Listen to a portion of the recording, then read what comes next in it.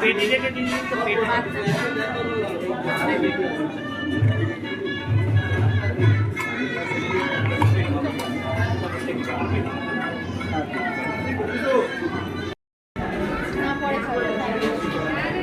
সিধা এদিকে তাকাও দিদি।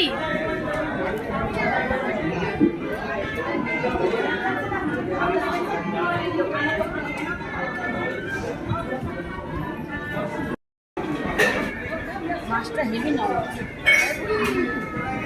ঝাল লেগেছে না তুমি বললো ওই ইয়েটা নিতে না চানা মশলাটা